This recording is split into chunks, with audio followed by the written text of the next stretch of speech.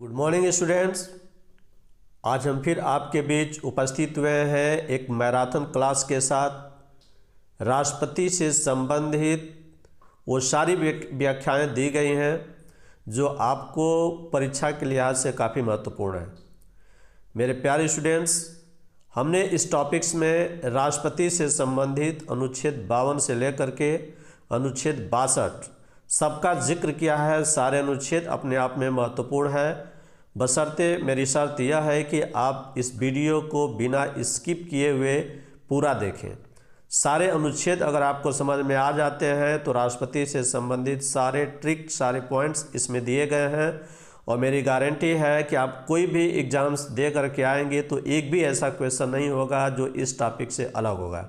इस वजह से दिमाग लगा के इत्मीनान से पूरा कंसंट्रेट होकर के इस वीडियो को बिना स्किप किए हुए देखें और अगर नए हैं तो चैनल को सब्सक्राइब जरूर कर लें। ये मेरी आपसे अनुरोध और प्रार्थना है।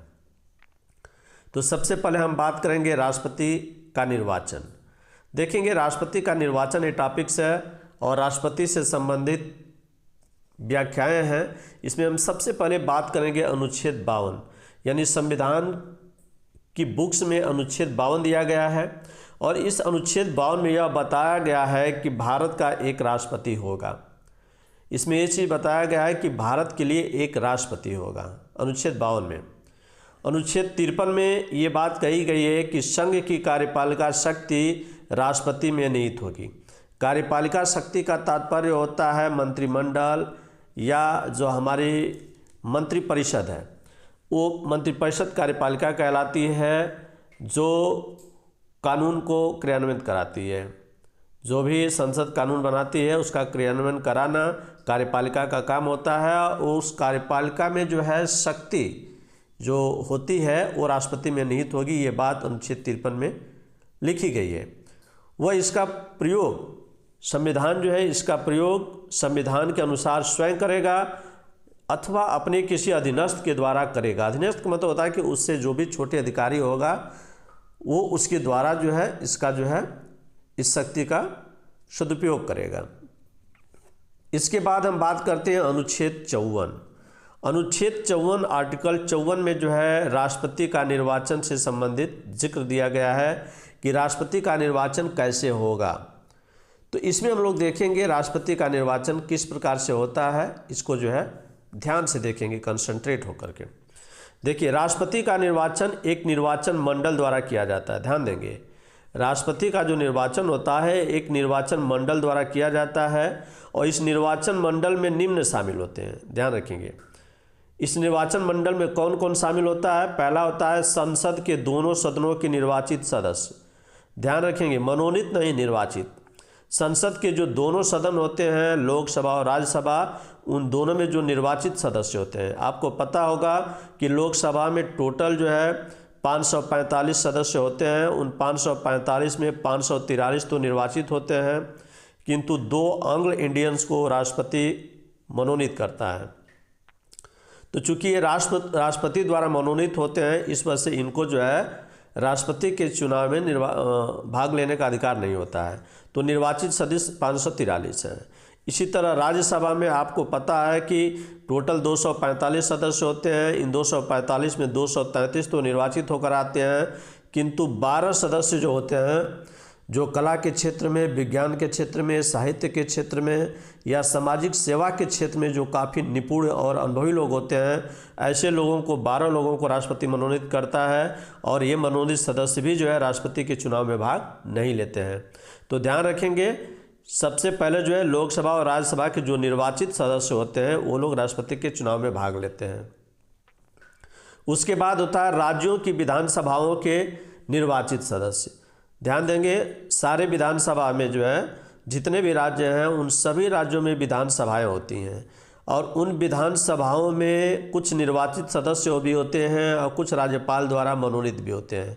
जैसे अगर हम उत्तर प्रदेश की बात करें तो उत्तर प्रदेश की विधानसभा में टोटल 404 सदस्य होते हैं, जिसमें 403 निर्वाचित होते हैं और 1 एंग्लो इंडियंस को राज्यपाल मनोनीत करता है। तो ध्यान रखेंगे, जिसको मनोनीत किया है वो भाग नहीं लेगा। यहाँ पे 403 है जैसे हमारे उत्तर प्रदेश में। इसी तरह सारी विधानसभाओं में भी जो है निर्वाचित सदस्य होते हैं वो लोग जो है राष्ट्रपति के चुनाव में भाग लेते हैं। उसके बाद जो है आप देखेंगे एक नोट्स हमने लिखा है और नोट्स में लिखा गया है कि Delhi NCR national capital region. तो जो NCR होता है हमारा राष्ट्रीय राजधानी क्षेत्र, वो और प्लस पांडिचेरी, ये 2 केंद्र शासित प्रदेश हैं, लेकिन इन दोनों केंद्र शासित प्रदेश में जो है विधानसभा का चुनाव होता है।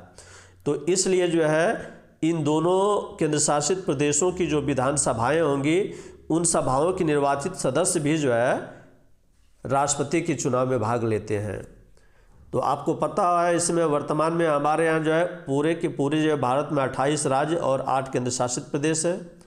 और एक चीज़ और ध्यान देंगे कि 70वां संशोधन 1992 में जो है 17 अमेंडमेंट आया था और इसी 70वां जो है संशोधन के जरिए जो है दिल्ली और पांडिचेरी की विधानसभाओं को भी जो है राष्ट्रपति के चुनाव में शामिल किया गया। तो राष्ट्रपति के चुनाव में कौन कौन शामिल हो रहा है आप देख सकते हैं। राष्ट्रपति जो है के चुनाव में संसद के दोनों सदनों के निर्वाचित सदस्य, राज्यों की विधानसभाओं के निर्वाचित सदस्य और दिल्ली और पांडिचेरी केंद्र शासित प्रदेश की विधानसभाओं के निर्वाचित सदस्य, ये लोग जो है राष्ट्रपति के चुनाव में भाग लेते हैं। उसके बाद जो है हम बात करेंगे अनुच्छेद 55 की। अनुच्छेद 55 भी काफ़ी महत्वपूर्ण है और इसमें जो है राष्ट्रपति के निर्वाचन की रीति के बारे में वर्णन दिया गया है कि राष्ट्रपति का जो चुनाव होगा वो किस रीति किस नियम के तहत होगा। तो इसमें जो है देखेंगे कि विभिन्न राज्यों के बीच तथा केंद्र और राज्यों के बीच एक समरूपता लाने के लिए राष्ट्रपति के चुनाव में मतों का निर्धारण निम्न तरीकों से किया जाता है। यानी आप जानते हैं कि विभिन्न राज्यों की जो विधानसभाएं होती हैं उनके सदस्य भाग लेते हैं और केंद्र के सदस्य भाग लेते हैं। तो अलग अलग राज्यों के मतों में समरूपता हो, राज्य और केंद्र के बीच मतों में समरूपता हो, इसलिए जो है इस चीज़ को समरूप करने के लिए जो है 2 रूल्स बनाए गए, 2 नियम्स बनाए गए कि किसी भी राज्य में किसी भी राज्य के 1 MLA का मत कितना होगा।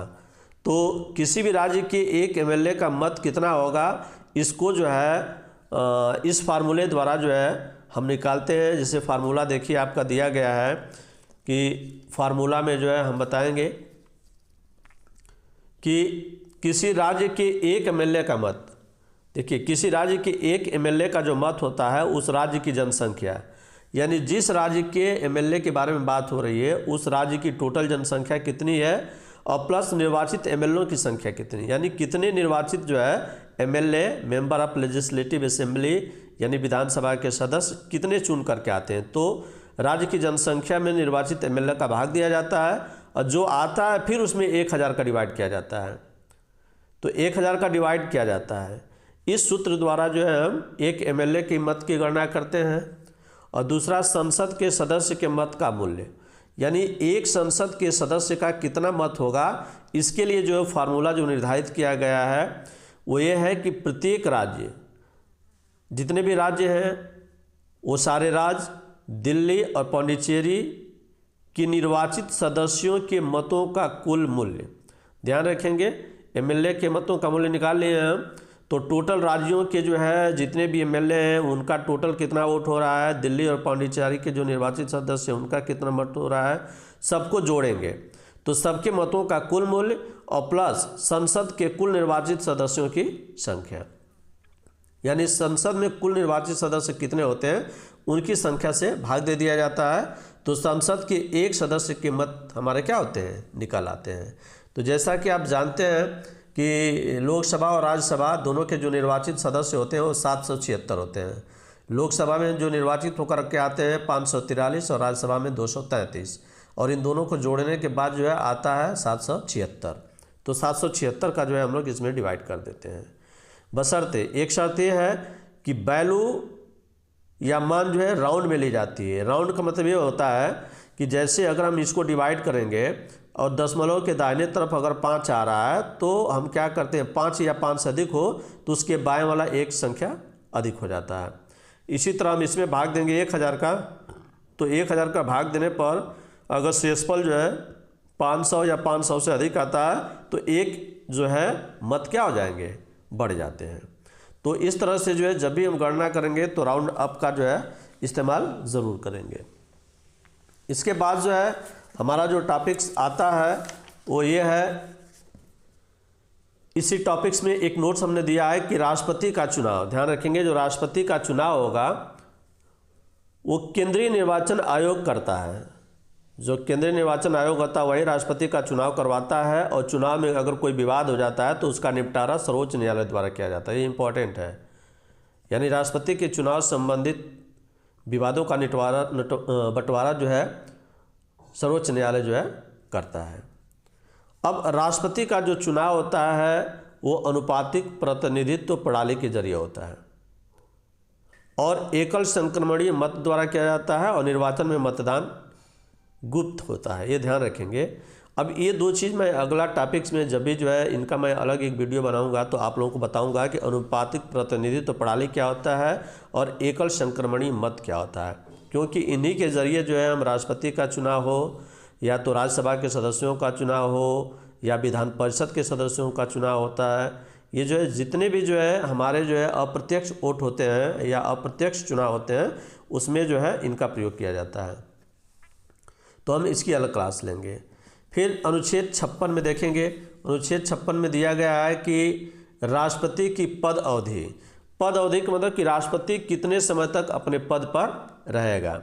तो ध्यान रखेंगे राष्ट्रपति अपने पद पर पद धारण की तारीख से 5 वर्ष तक रहता है, यानी कोई भी राष्ट्रपति जब अपना पद धारण करता है तो उससे लेकर के और 5 वर्ष तक अपने पद पर रहता है। किंतु राष्ट्रपति अगर चाहे तो अपना त्याग पत्र उपराष्ट्रपति को देकर पद त्याग कर सकता है, यानी राष्ट्रपति चाहे तो 5 साल से पहले भी अपना त्याग पत्र जो है उपराष्ट्रपति को देकर के, क्वेश्चन पूछा जाता है कि राष्ट्रपति अपना जो है त्याग पत्र किसको देता है, तो उपराष्ट्रपति को देता है, तो उपराष्ट्रपति को त्याग पत्र दे करके अपने पद से को त्याग सकता है। उसके बाद जो है आप जानते हैं कि अनुच्छेद 61 द्वारा महाभियोग के जरिए भी उसको पद से हटाया जा सकता है, यानी ये कोई ज़रूरी नहीं है कि वो 5 साल तक रहे, 5 साल से पहले भी अगर उन्होंने संविधान का उल्लंघन किया है तो अनुच्छेद 61 के जरिए महाभियोग के जरिए उनको पद से हटाया जा सकता है।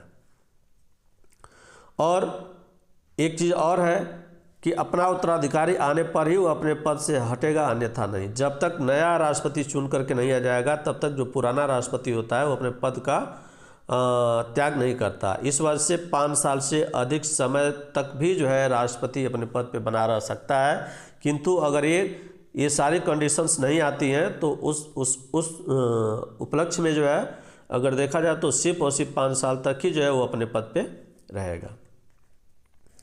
इसके बाद अनुच्छेद 57 है। अनुच्छेद 57 बताता है कि पुनर्निर्वाचन के लिए पात्रता, यानी हमारे यहाँ राष्ट्रपति अगर एक बार कोई व्यक्ति हो गया है तो दोबारा अगर चुनाव होता है तो उसमें भी भाग ले सकता है और पुनः जो है राष्ट्रपति बन सकता है, फिर चुनाव होगा तो फिर आ सकता है। यानी एक व्यक्ति कितने बार राष्ट्रपति होगा इसका वर्णन हमारे संविधान में नहीं दिया गया है, इस वजह से एक व्यक्ति चाहे तो कई बार भी राष्ट्रपति हमारे यहाँ हो सकता है। इसी तरह अनुच्छेद 58 में दिया गया है कि कोई व्यक्ति राष्ट्रपति तभी निर्वाचित होगा जब, एक व्यक्ति राष्ट्रपति तभी निर्वाचित होता है जब वह भारत का नागरिक हो, 35 वर्ष की आयु पूरी कर चुका हो और लोकसभा का सदस्य निर्वाचित होने की योग्यता रखता हो। यानी लोकसभा का सदस्य निर्वाचित होने की जो योग्यता है वो भी होना चाहिए, 35 वर्ष की उम्र पूरा कर चुका हो और भारत का नागरिक हो, तो ऐसा व्यक्ति जो है राष्ट्रपति पे निर्वाचित हो सकता है। उसके बाद देखेंगे अनुच्छेद 59 है। अनुच्छेद 59 में दिया गया है कि राष्ट्रपति के पद के लिए शर्त, यानी राष्ट्रपति के पद के लिए कुछ शर्तें भी हैं। शर्त यह है कि कोई भी व्यक्ति जो लोकसभा या राज्यसभा का सदस्य हो तथा विधान परिषद या विधानसभा का सदस्य हो, ऐसा व्यक्ति राष्ट्रपति नहीं बनेगा। किंतु अगर बाय द वे जो है ऐसे व्यक्ति राष्ट्रपति के पद पर आते हैं तो जिस दिन अपने पद पर बैठेंगे उसी दिन से जो अन्य उनके पास पद था, चाहे वो विधानसभा से संबंधित हो चाहे संसद से संबंधित हो, वो उसका परित्याग कर देगा। दूसरी चीज़ ये है कि राष्ट्रपति अपने पद पर जब तक रहेगा तब तक उस पद अवधि के दौरान उसके वेतन भत्ते या किसी प्रकार की सुविधाओं में कोई कटौती नहीं की जाती है। और अनुच्छेद 60 है, देखेंगे अनुच्छेद 60 जो है ये कहता है कि राष्ट्रपति द्वारा लिया गया शपथ व प्रतिज्ञान का विवरण, यानी राष्ट्रपति जो है अनुच्छेद 60 के तहत ही जो है शपथ लेता है, प्रतिज्ञान करता है। शपथ जब लेता है तो ध्यान रखेंगे भारत के जो मुख्य न्यायाधीश या उनकी अनुपस्थिति में सर्वोच्च न्यायालय का जो वरिष्ठतम न्यायाधीश होता है, इसके द्वारा राष्ट्रपति क्या करता है, शपथ ग्रहण करवाता है। तो राष्ट्रपति को शपथ ग्रहण कराने का अधिकार जो है भारत के मुख्य न्यायाधीश के पास है। और अगर भारत का मुख्य न्यायाधीश नहीं है तो उस कंडीशंस में जो है सर्वोच्च न्यायालय का जो वरिष्ठतम न्यायाधीश होगा वह जो है राष्ट्रपति को शपथ ग्रहण दिलाएगा। तो अनुच्छेद 60 में जो है राष्ट्रपति के शपथ ग्रहण से संबंधित प्रावधान दिए गए हैं। उसके बाद है अनुच्छेद 61। अनुच्छेद 61 में हम आपको सबको बता ही चुके हैं कि अनुच्छेद 61 क्या होता है। तो अनुच्छेद 61 में जो है इसमें राष्ट्रपति पर महाभियोग लगाने की प्रक्रिया का वर्णन है। यानी राष्ट्रपति जो है पे महाभियोग लगाकर उसको हम पद से बेदखल कर सकते हैं, ये अनुच्छेद 61 में दिया गया है। और उसके बाद अनुच्छेद 62 में जो है यह है कि राष्ट्रपति के पद में रिक्ति को भरने के लिए निर्वाचन करने का समय और आकस्मिक रिक्ति को भरने के लिए निर्वाचित व्यक्ति की समय अवधि। मतलब इसमें यह बताया गया है कि अगर बाय द वे जो है किसी कारणवश कोई राष्ट्रपति जो है अपने पद से हट जाता है और फिर दोबारा चुनाव अगर होता है तो जो व्यक्ति चुन करके आएगा वो पूरे 5 साल तक रहेगा, पूरे 5 साल तक अपने पद पे रहेगा। दूसरा चीज़ ये है कि अगर बाय द वे बीच में अगर कोई राष्ट्रपति अपने पद से हट जाता है तो तुरंत ऑन द स्पॉट जो है राष्ट्रपति का चुनाव होता है। 6 महीने के अंदर जो है राष्ट्रपति का चुनाव जो है हो जाना चाहिए। 6 महीने के अंदर जो है अगर राष्ट्रपति का चुनाव हो जाता है तब जा कर के फिर वो जो नया व्यक्ति बनेगा वो पूरे 5 साल तक राष्ट्रपति के पद पर रहेगा। तो इसका वर्णन जो है अनुच्छेद 62 में दिया गया है। तो इस तरह से आप देख रहे हैं कि राष्ट्रपति से संबंधित अनुच्छेद 52 से लेकर 62 तक को हमने एक एक करके जो है विधिवत आपको बताया है। तो इन सारे नोट्स को एक बार आप ज़रूर देखिए, वीडियो को एक बार 2 बार जब तक समझ में ना आए तब तक देखते रहिए। तो इस तरह से मेरा टॉपिक्स ख़त्म हो गया और मैं एक बार फिर आपसे प्रार्थना करूंगा कि आप चैनल पे नए हैं तो चैनल को सब्सक्राइब कर लीजिए और जो भी चीज़ें आपको नहीं समझ में आती हैं या कुछ भी प्रॉब्लम हो तो कमेंट के ज़रिए हमको ज़रूर बताएं और वीडियो को लाइक करें और बेल जो होती है, घंटी होती है, उसको ज़रूर प्रेस करें। तो इसी के साथ हमारा टॉपिक्स ख़त्म हुआ। जय हिंद, वंदे मातरम।